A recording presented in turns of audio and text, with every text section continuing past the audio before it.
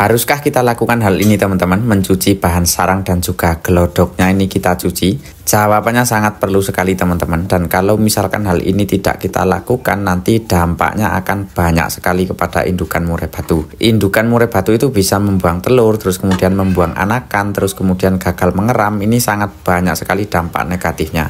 Jadi harus kita bahas satu persatu nih. Halo teman-teman, assalamualaikum warahmatullahi wabarakatuh. Kita bertemu lagi di seputar peternakan murai batu CC David Farm. Di video kali ini kita akan bahas lagi nih tentang pentingnya mencuci ataupun mengganti ataupun mengeringkan bahan sarang dan juga gelodoknya.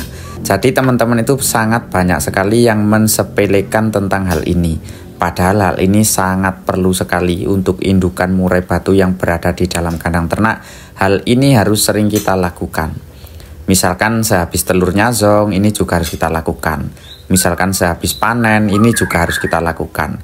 Atau misalkan kita pas waktu loloh induk, anakan baru keluar dari gelodok, hal ini pun juga harus kita lakukan. Karena hal ini sangat berpengaruh sekali kepada reproduksi murai batu. Kita bayangkan saja, kalau misalkan gelodok ini setelah kita itu panen anakan, terus kemudian tidak kita cuci atau bahan sarang tidak kita ganti atau tidak kita keringkan, ya wis pasti nanti akan ditempati sama kuman atau tungau ataupun bakteri. Yang nantinya kalau misalkan gelodok ini tidak kita bersihkan dan juga bahan sarang tidak kita bersihkan, nanti pastinya si murai batu itu tidak akan betah teman-teman. Tidak akan betah berada di dalam gelodok tersebut. Karena gelodoknya merasa kotor, terus kemudian banyak sekali kuman yang ada di dalam gelodok tersebut. Jadi teman-teman itu harus mengetahui, kita itu harus mengetahui bahwa murai batu itu sangat kebersihannya itu selalu dijaga.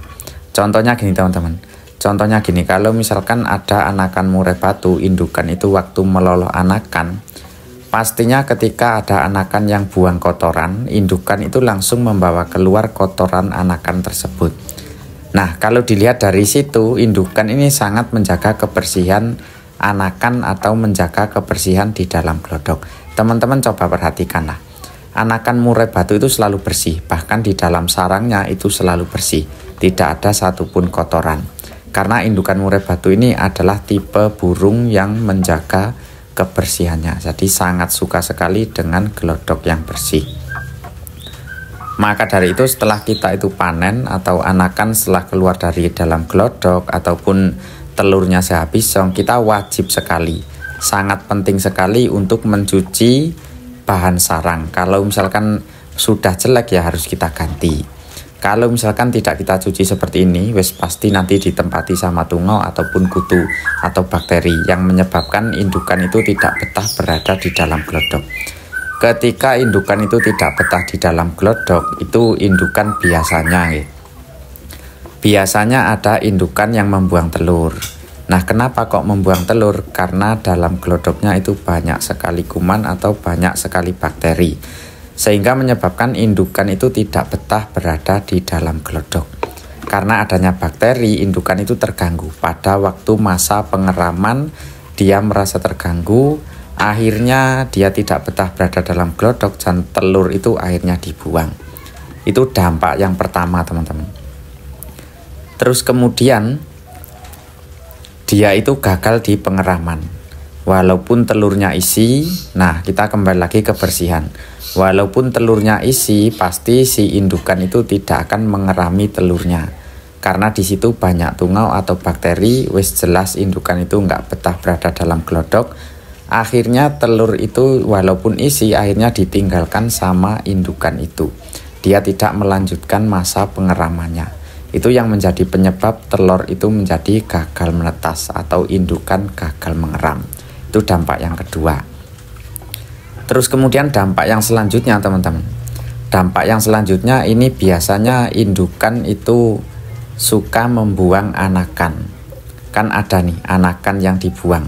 Sangat banyak sekali.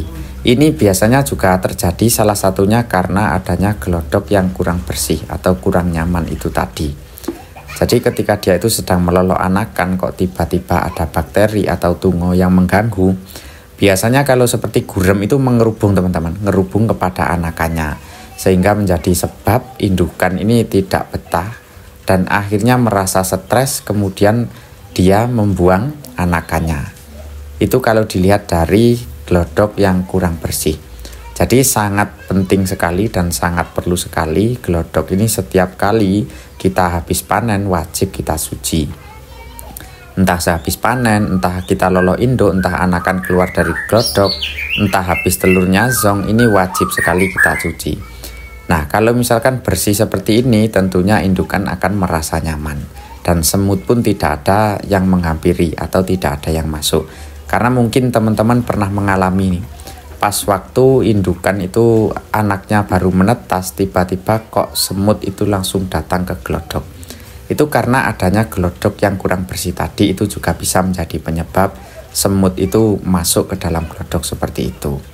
Jadi kita yang penting intinya kebersihan ini harus kita jaga secara terus-menerus untuk menjaga kesehatan anakan juga.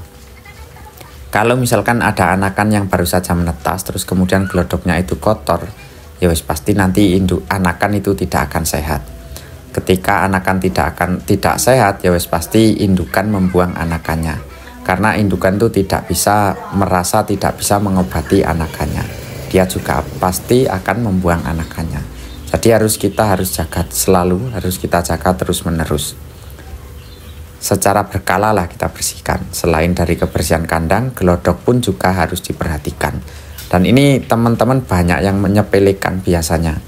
Di tempatku nggak pernah tak bersihkan mas, tapi selalu lancar. Mana mungkin kalau glodok nggak dibersihkan gak ada kumannya, ya wis pasti ditempati sama kuman. Seenggak-enggaknya kita harus mencuci dan menjemurnya lah. Kita jemur sampai kering, bahan sarang kita jemur sampai kering, dan juga glodoknya kita jemur sampai kering supaya kumannya itu betul-betul tidak ada dan kumannya mati. Nanti setelah kita jemur seperti itu, baru bahan sarang kita taruh di ember atau kita taruh di dalam kandang, itu kita taruh wadah seperti itu, terus kemudian kita taruh di pojokan. Nah, kemudian untuk glodok ini selalu kita pasang dengan kita kasih genteng di atasnya. Genteng ini juga bermanfaat sekali teman-teman. Genteng ini ketika nanti ada panas sinar matahari seperti di kandangku ini kan matahari masuk. Ketika kita kasih genteng seperti ini, nanti glodok juga akan terasa dingin, yang nantinya indukan itu akan merasa tenang atau merasa anteng. Kalau misalkan glodoknya panas, wes pasti nanti tidak akan betah berada di dalam glodok. Oke lah teman-teman, semoga video singkat ini bisa memberikan manfaat. Kita bertemu lagi di video selanjutnya. Assalamualaikum warahmatullahi wabarakatuh.